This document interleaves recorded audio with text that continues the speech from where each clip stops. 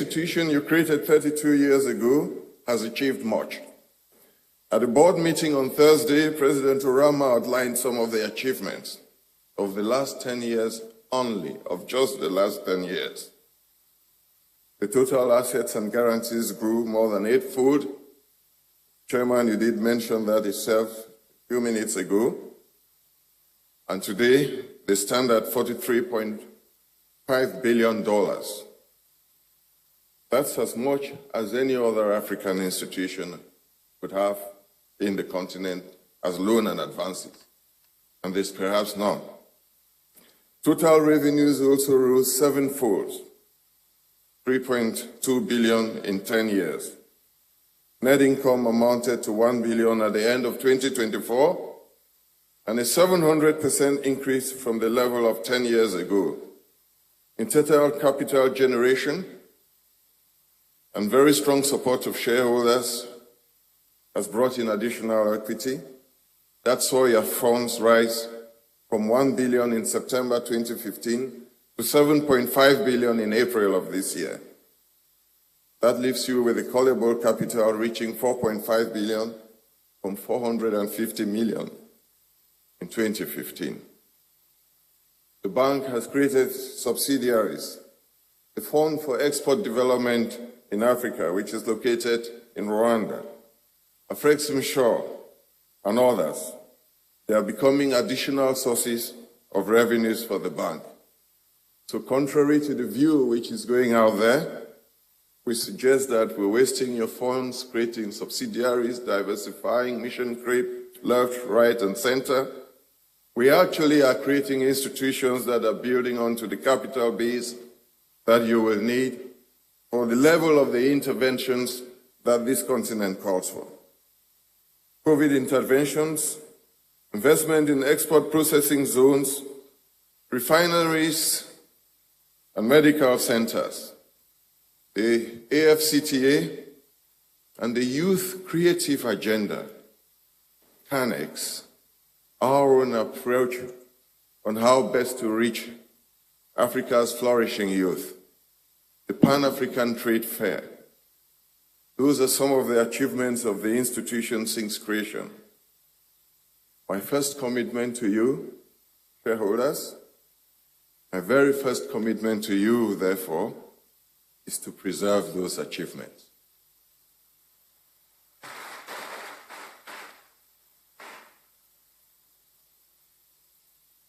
But with a view to the future, this moment too is an occasion to reaffirm our unwavering commitment to carrying forward this legacy, to make it deeper, create more impact, strengthen the partnerships, continue the mission of building an Africa that first trades with itself and thrives on its own terms. The mandate of the bank, as set out in the Charter, is to promote and facilitate Africa's trade. The structure of that trade is skewed. It's extremely disfavorable to Africa. It has to change. It is also too dependent on export commodities. Our mission is therefore to transform the structure of that trade. So, prime mission, transform the structure of African trade. To change that structure, we must process.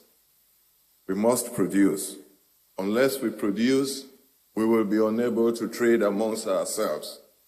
But your leaders have given to us as our prime mission in the coming years the need for Africans to trade amongst themselves. Trade in itself is not their objective. Trade is to enable us to develop. Trade also helps us to build ourselves as communities. So with that in mind, let me outline the areas we will prioritize over the next 5 to 10 years. We believe these sectors will have the most significant and sustained impact on our trade and our overall well-being. These would constitute the defining path of the next 5 to 10 years. First, we will promote and accelerate value addition and strategic minerals processing. We will work to stop the export of our raw potential.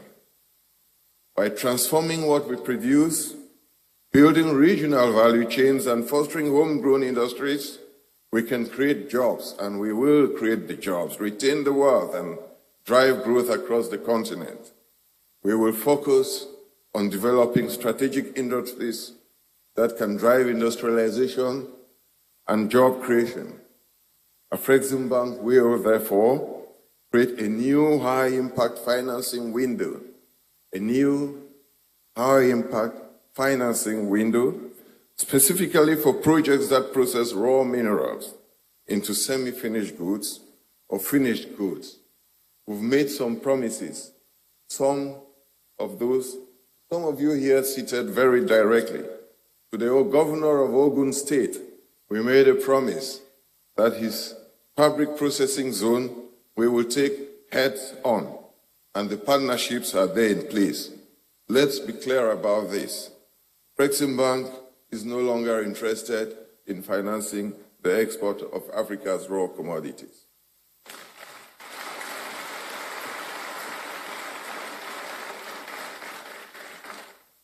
I know we have many partners in here, and I know you would be sending text messages, calling our colleagues in the regional offices for financing.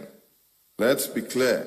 If you're calling them so that we go and mine our soils, send our young men deep into the mines so that we export the gold raw and export the manganese raw, the cotton raw, the cocoa raw, in the next 5 to 10 years, we are not interested in those.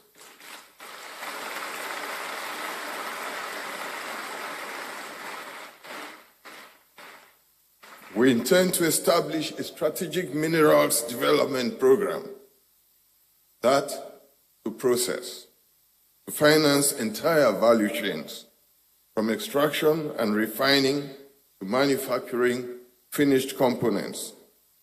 Instead of exploiting those raw lithium from the Congo, the Democratic Republic of Congo, for instance, we will finance factories to produce lithium-ion batteries locally.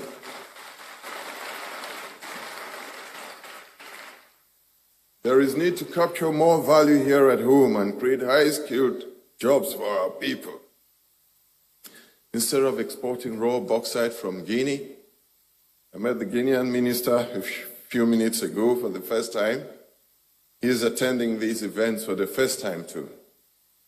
Honorable Minister, maybe I'll have to say to you again in French after this. Mais pas question de la bauxite exportée dans son état naturel.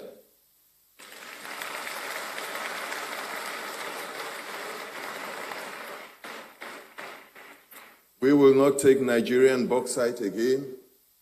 Mr. Chairman, when I take off your hat of a chairman and speak to you now more directly as a minister of finance, then we could be a bit more crude and more forward-taking. No more Nigerian bauxite or Gabonese manganese or Cameroonian bauxite or South African bauxite raw. We are not interested.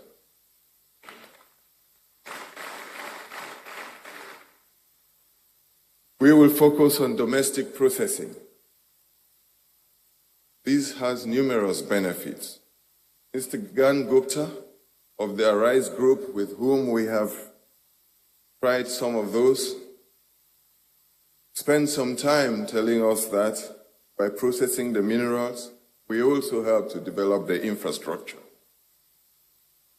We improve your forex earnings. He did make it clear to us that in most cases,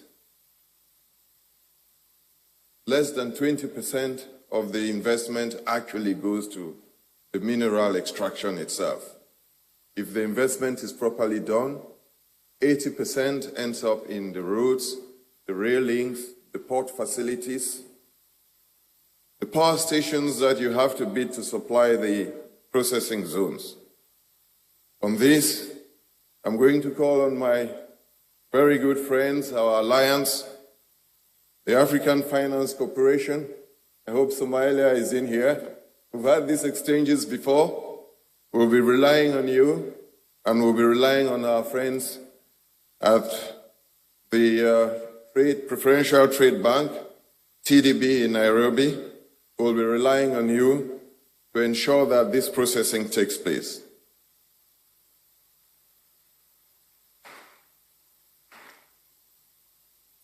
Next, our second priority is to deepen intra-African trade and regional integration. The success of our value addition agenda of the need to process will ultimately depend on our ability to secure markets for the goods we produce. In this regard, the heads of states have mandated us to ensure that the AfCFTA works. It represents a vital platform for advancing value addition and export manufacturing.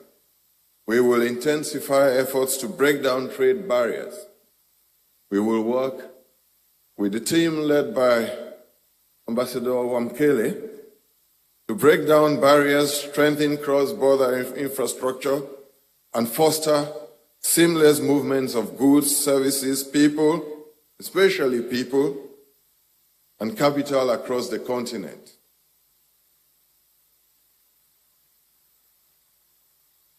We want to emphasize people. We have many government representatives here. Fear not your people. They are not harmless. You need them across the border. It seems, in our experience in Afreximbank, that the African states fear African peoples more than they fear foreigners. We cannot get a visa, and we worked very hard in Afreximbank to get you to admit that an Afreximbank laissez-passer would be very beneficial to you. We're now happy, we are pleased that you've come to terms with those. But take the further step, open your borders.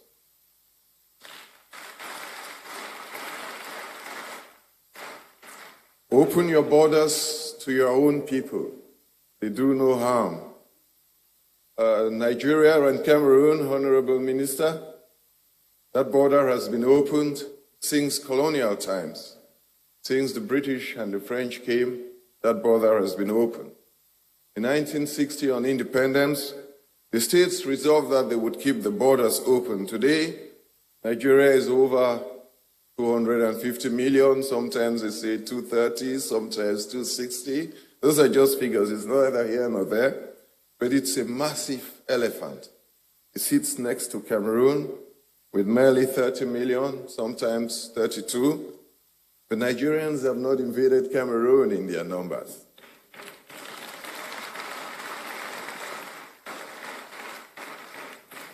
They trade freely. The free borders mean that Cameroonian students move easily into Nigerian universities to study.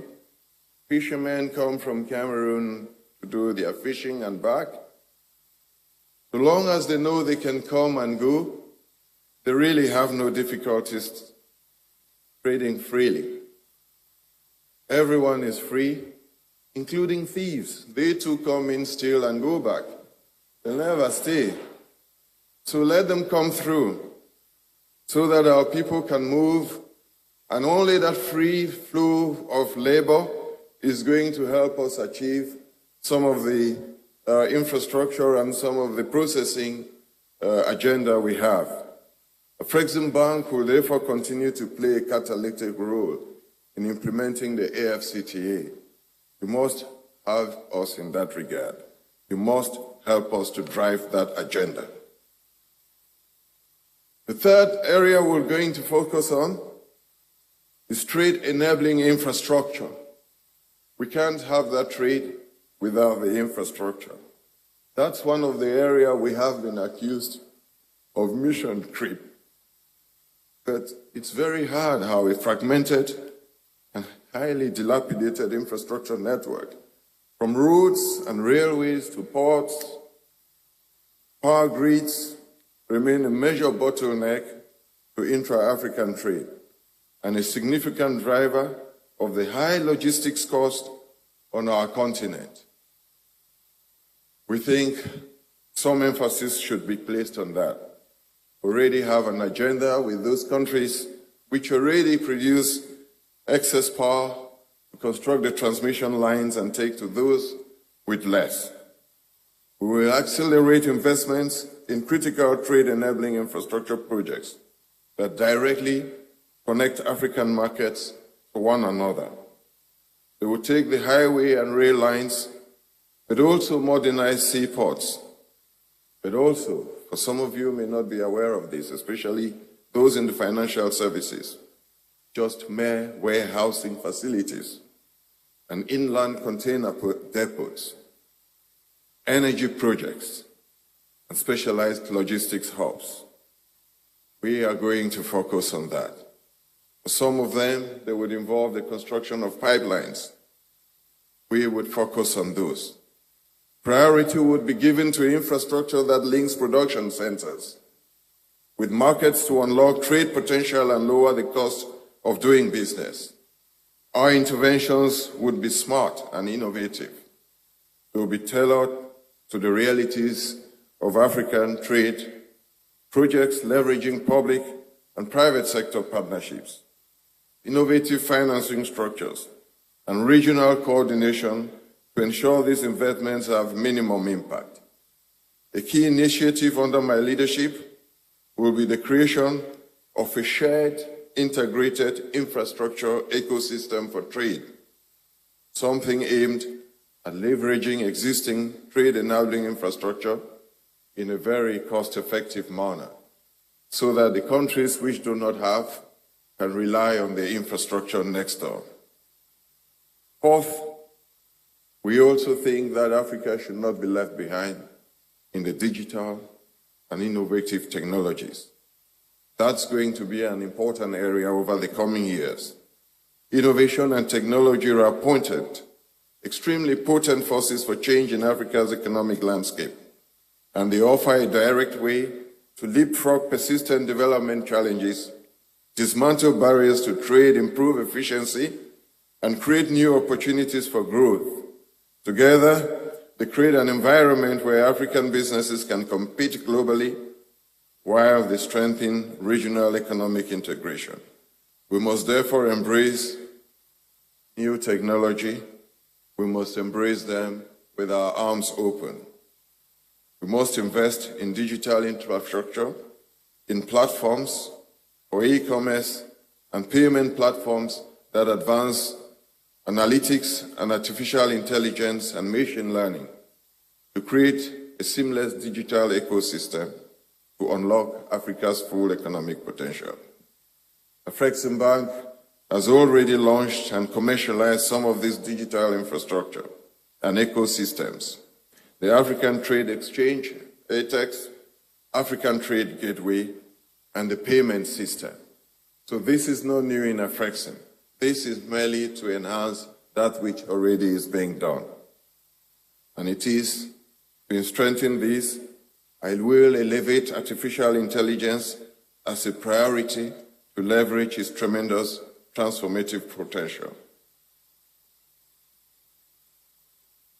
We have to begin to think. Perhaps we should now begin to explore the creation of a Pan-African digital currency, which includes stable coins.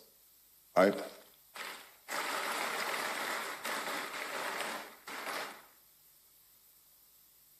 throw this at you. I know some of the governors are a bit itchy about, but we're just doing that just as yet. Dear governors, we will come to you with a working paper. Fifth, we think there is now need to mobilize global African capital in the most aggressive way.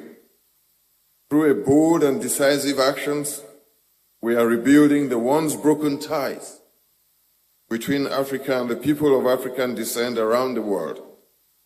These courses of action fulfill the centuries-old aspirations, the aspirations of Pan-Africanists, such as Marcus Garvey and Kwame Nkrumah, W.E. William Du Bois, George Padmore, Edward Blyden, and many others who have long advocated for the reunification of people of African descent. the presence here today, presence amongst us, of the Honorable Terence Drew, the sitting Prime Minister of St. Kitts and Nevis, who spoke to you a few minutes ago and in much acclaim from your end, is an undeniable testimony of the advances already made. He would be chairing the next chairman of the CARICOM. We are therefore pleased that African and global leaders are very inclined on our initial findings. They're inclined to create a Global Africa Commission to serve as a platform for building consensus, for building common positions to tackle our shared challenges and accelerate the integration. It will also deepen trade, investment, and economic cooperation. The Commission will be under the distinguished chairmanship of His Excellency Baba Obasanjo and Honorable P.J. Patterson, former Prime Minister of Jamaica, spirit bearers of the Africa that Marcus Garvey and Dubois prayed for, and Kwame Nkrumah, the Africa that President Nasser and Julius Nyerere fought for. We therefore extend our sincere thanks to the leaders of CARICOM. Honorable Drew, as you go back, we've had the opportunity to be there. Tell them that the continent is integrating.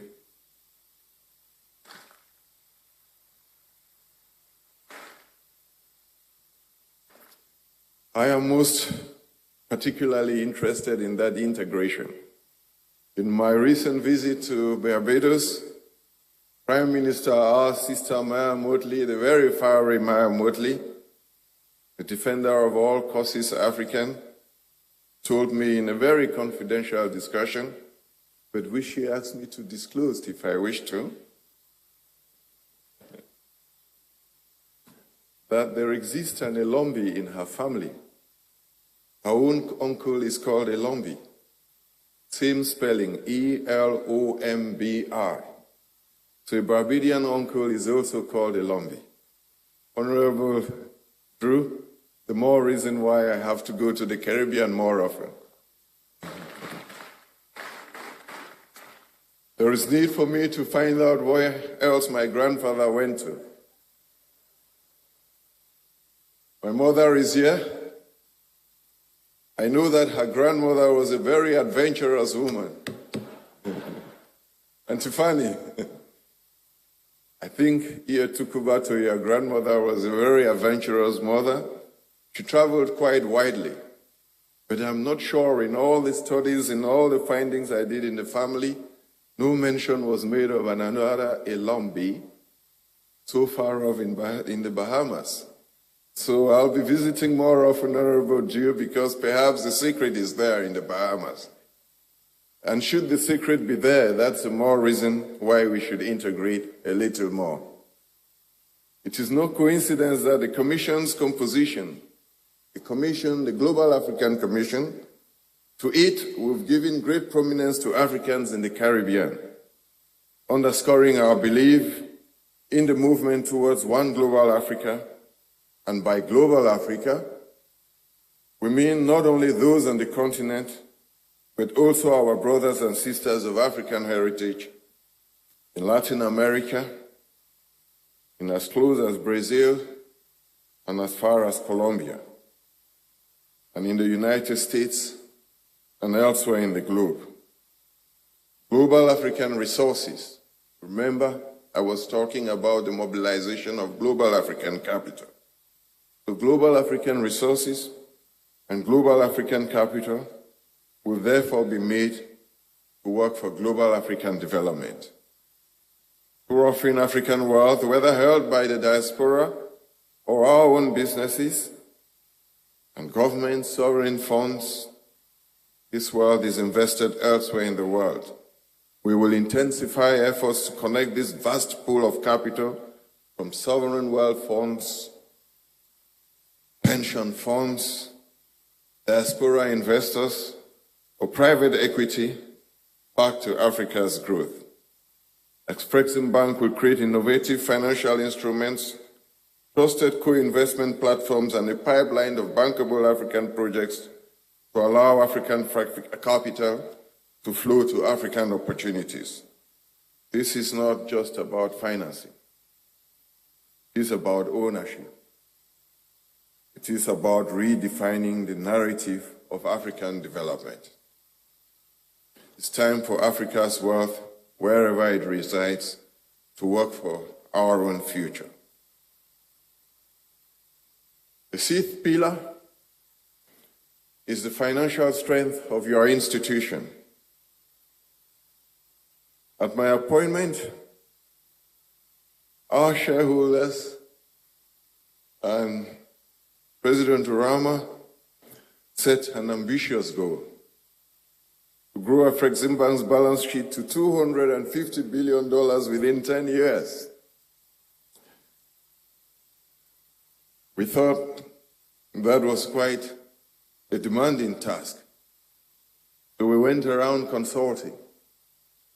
And as we consulted further with a few African leaders, including His Excellency, the President of Egypt, who is a fundamentalist in his support to Afreximbank, and incidentally a major shareholder too,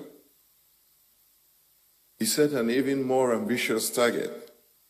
He challenged us to aspire to reach $350 billion.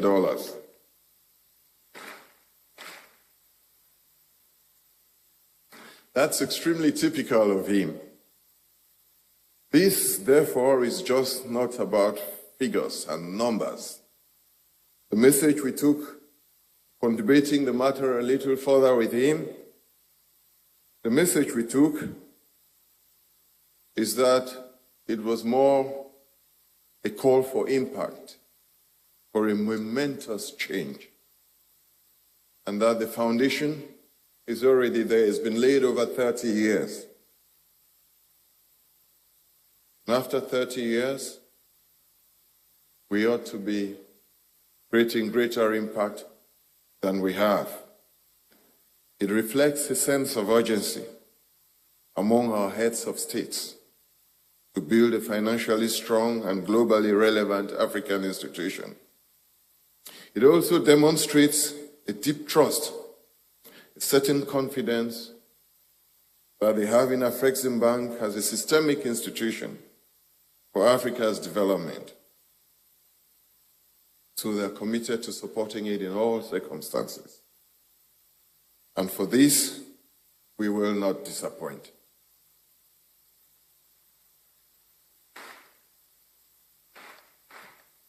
With the same drive that has brought us this far, we will rise to meet the expectations of our shareholders and our continent's leadership.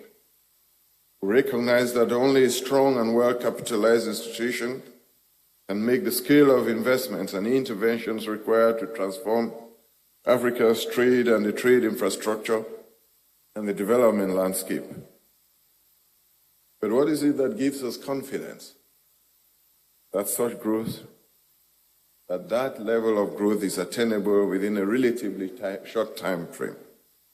The answer lies in our strategic focus. The focus on export processing and industrialization, the engines of wealth creation and value addition. We would rely on our own resources to do so. Honorable Drew, the paradox you described, by some coincidence, I think my colleagues and I who put this statement together also did think of the similar paradox along the same lines. You had no money, so you asked for money, you were told you were too poor to get the money. And when you had the money, you were told you were too rich to get some more. But we also did describe here that we've been investing in the wrong places. So if we invest in export processing, we get more money. And as we get more money, we'll be able to invest more and the additional investment would produce the capital that we need to get ourselves to the level we intend to. So sometimes paradoxes. When we add value, we create wealth. And when we create wealth, we expand our capacity to reinvest. A growing base of retained earnings from reinvestment will enable us to strengthen the balance sheet of your institution. It will enable us to disburse more funds for high-impact projects, which in turn generate wealth and further drive growth. So as we put the money in the export processing zones, we will ask the states for assistance, not their money or administrative assistance, to provide the land. As we do so, you will hear more criticisms in the press about mission creep. Swipe them on one side of your hands and put them aside. These are detractors. Probably don't understand what it would take to change the situation of jobs in your countries, to give your ministries of finance a wider tax base.